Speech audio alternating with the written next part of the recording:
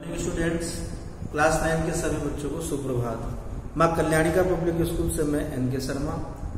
हम पढ़ रहे थे, पिछली कक्षा में हमने पढ़ा था मृदुला गर्ग जी के मेरे संग की औरतें नामक संस्मरण लेख को हम पढ़ रहे थे। इस कहानी में हमने पिछली कक्षा में अभी तक ये जाना था कि किस प्रकार मैं अपनी दादी, अपनी नानी और अपनी माँ से इन सब ने बहुत कुछ सीखा और कहीं ना कहीं उन्हीं का ये परिणाम था, उन्हीं के संगत का, उनके ही संस्कारों का ये परिणाम था, उनके ही विचारों का ये प्रभाव था कि लेखिका बताते हैं कि हम सभी भाई बहनों में भी उसी की छवि दिखाई पड़ती है। अपनी चारों बहनों के बारे में, अपने भाई के बारे में भी लेखिका ने आगे के कुछ पैराग्राफ में बताया कि रेणु उनकी बहन कितनी जिद्दी का अर्थ ये नहीं कि किसी खराब चीज के लिए जिद करना, एक दृढ़ निश्चयी महिला होने का जो भान है, जो भाव है, वो इन पांचों बहनों में दिखलाई पड़ता है।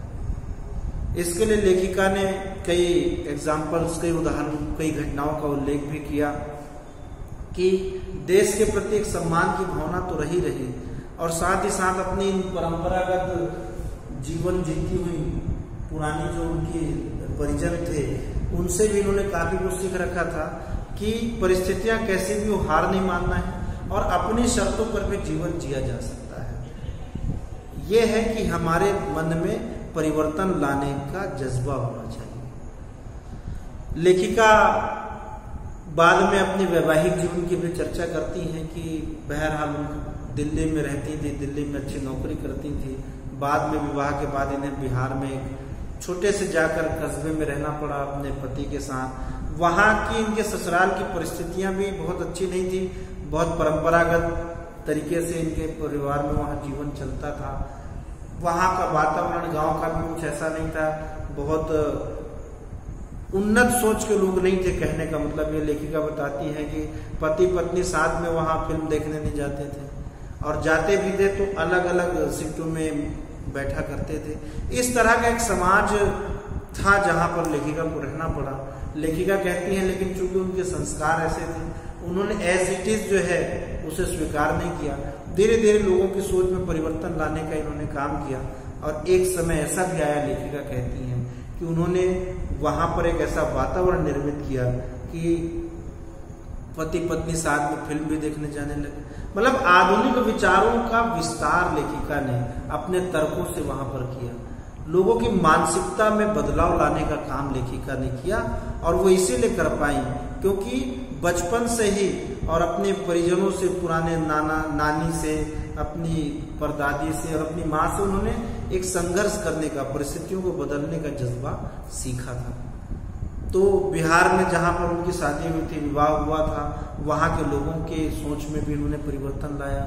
बाद में साथ साथ न केवल फिल्म देखने जाने लगे पति पत्नी और उन्हें किसी संकुचित विचारधारा से लोग नहीं देखते थे, बल्कि ये वहाँ की महिलाओं को घर की चार दीवारी से निकाल के नाटक करना, नौटंकी करना और एक सभा सोसाइटी जैसा वातावरण उन्होंने वहाँ पर निर्मित किया। बाद में बाढ़ पीड़ितों के लिए कोष एकत्रित करना, लोगों से मिलना जुलना, इतना खुलापन, इतनी आधुनिकता वहाँ के लोगों के विचारों में लेखिका ले आई। आगे वो कहती हैं कि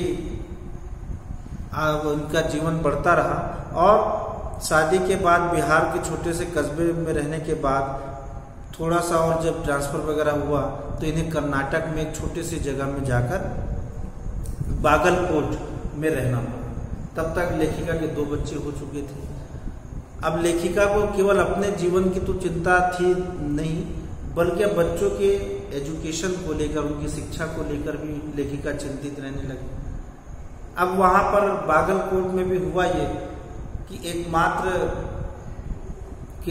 मिशनरी स्कूल था जहां पर बच्चियों को दाखिला देना, उन्हें एडमिशन कराना था।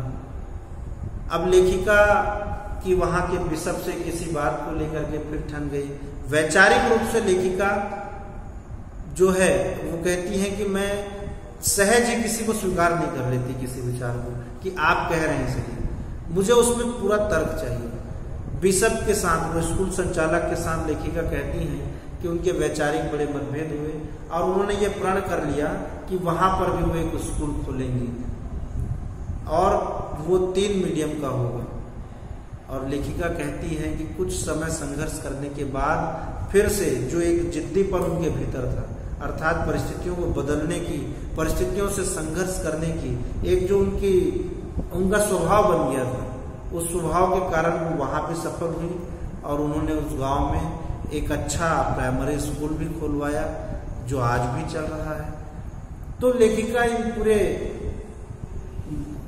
संस्मरणों के माध्यम से कुल मिलाकर के ये कहना चाहती हैं कि मनुष्य के जीवन में परिस्थितियों से लड़ने का जज्बा होना चाहिए और ये चीजें उसके व्यक्तित्व में, उसके परिवार से भी मिलती है और हमेशा व्यक्ति को अपनी परिस्थितियों को बदलने के लिए उससे लड़ते रहना चाहिए। अपनी छोटी बहन रेणु का भी वो उन्होंने उल्लेख किया कि किस प्रकार से कभी भी मेहनत से ये चारों पांचों भाई बहन पीछे नहीं हटे और इसका एक बड़ा कारण था इनके परिवारों की दी हुई शिक्षा, उसके संस्कार। कुल मिलाकर इस पाठ में लेखिका यही कहती हैं कि आप जहां भी हैं, जिन भी परिस्थितियों में हैं, जिस भी जगह पर हम रहते हैं, चाहे जैसे भी लोगों से हम घिरे हों, हमारे भीतर परिस्थितियों से अगर लड़ने का जज्बा है तो हम सबके विचारों को प्रभावित कर सकते हैं, एक बदलाव समाज में ला सकते हैं, समाज के लोगों में ला सकते हैं। तो ये शीर्षक जो है मेरे संग की औरतें पूरी तरह से सारगर्भित है, प्रासंगिक है कि किस प्रकार मृदुला गर्ग जी ने अपने संग की औरतें के माध्यम जो उन्होंने दिखाया, अपनी नानी का उल्लेख किया, माँ का उल्लेख किया, उन्होंने परदादी का उल्लेख किया, साथ ही साथ अपनी बहनों के बारे में भी उन्होंने बताया कि उनकी 4 बहनें किस प्रकार के संस्कारों में रही और किस किस प्रकार से एक वैचारिक दृढ़ता इनकी बनी। तो एक बहुत अच्छा चैप्टर हमारा आज पूरा होता है। इसमें कुछ प्रश्नों के उत्तर भी जो हैं, पहला प्रश्न इसमें दिया है, लेखिका ने अपने नानी को कभी देखा नहीं था, फिर भी उनके व्यक्तित्व से बहुत प्रभावित थी। जैसा कि पहले पैराग्राफ में प्रारंभ में लेखिका ने कहा था कि नानी से कहानी हमने नहीं सुनी, मगर नानी की बहुत सी कहानी हमने सुनी। तो लेखिका उनके व्यक्तित्व से इसलिए प्रभावित थी कि जिस प्रकार से नानी ने जीवन जिया, एक तरह का पति से बहुत प्रेम उन्हें नहीं मिला था क्योंकि उनके पति शादी के तुरंत बाद पढ़ने के लिए विलायत चले गए। विलायत से आने के बाद भी बड़े अपनी दुनिया में रहते थे, नवाबी ठाट में रहते थे, अंग्रेजी किताबें पढ़ना। और तो कुल मिला के ऐसा जीवन जीते हुए भी नानी ने देश प्रेम का जो काम किया था, अपनी बेटी का विवाह एक देशभक्त से कराने का जो काम किया और एक उनकी जो सोच थी, जो उनके जीवन का समर्पण का भाव था, जो एक सिद्धांतवादिता थी, इससे लेखिका बहुत प्रभावित थी। इसीलिए उनका व्यक्तित्व लेखिका को बहुत ज्यादा आकर्षित करता था। नानी के बारे में बहुत ही सोचती थी। दूसरा प्रश्न है कि लेखिका की नानी की आजादी के आंदोलन में किस प्रकार की भागीदारी रही होगी। अब आजादी का जो आंदोलन चला उसमें आखिर किस प्रकार की भागीदारी रही होगी। उनकी नानी तो कभी घर से बाहर निकलती नहीं थी। तो सबसे बड़ा जरूरी नहीं है कि हम किसी आंदोलन में शारीरिक रूप से बाहर निकल कर ही भाग लें या कोई डंडा उठाकर लड़ाई करें, यह आवश्यक नहीं था। एक वैचारिक रूप से इनकी नानी ने जिस प्रकार का काम किया वो भी एक अप्रत्यक्ष सहयोग ही था आजादी के आंदोलन में। जैसे स्वतंत्रता संग्राम सेनानी के प्रति उनके मन में बड़ा सम्मान था और अपनी पुत्री 15 वर्षीय पुत्री के भविष्य की जब उन्हें चिंता सता रही थी तो उन्होंने ये कहा कि मेरी पुत्री का विवाह किसी स्वतंत्रता संग्राम सेनानी से करना, किसी अंग्रेज अफसर से मैं नहीं चाहती कि किसी अंग्रेजों की नौकरी करने वाले व्यक्ति से मेरी पुत्री का विवाह हो। ये एक बहुत बड़ा काम था। घर की 4 दीवारी के अंदर इस तरह का विचार रखना, ये भी आजादी के आंदोलन में एक सक्रिय भागीदारी कही जा सकती है। तीसरा प्रश्न है कि लेखिका की मां परंपरा का निर्वाह न करते हुए भी सबके दिलों पर राज करती थी। इस कथन के आलोक में लेखिका की मां के व्यक्तित्व की कुछ विशेषताएं लिखी। और दूसरा इसमें और प्रश्न है कि लेखिका की दादी के घर के माहौल का सत्य चित्र अंकित करिए। तो पहले प्रश्न का उत्तर कि लेखिका के माँ के व्यक्तित्व पर कुछ हमें बातें लिखनी, क्या क्या विशेषता थी। तो 2 विशेषताओं का उल्लेख लेखिका ने स्वयं किया है कि उनकी माँ जो है कभी झूठ नहीं बोलती थी, कभी भी उन्होंने झूठ का सहारा नहीं दिया, इसलिए अपने ससुराल में बहुत सम्मान पाती थी। और दूसरा उन्होंने लिखा कि कभी भी वो एक व्यक्ति की बात दूसरों पर जाहिर नहीं करती थी, जिसे हम आज की तारीख में कहते हैं एक मुहावरे के माध्यम से, इसकी बात उससे करना, कानाफूसी करना। तो वो महिलाओं में जो एक स्वभाव पाया जाता है, समझना जाता है, लेकिन उनकी माँ कतई ऐसी नहीं थी।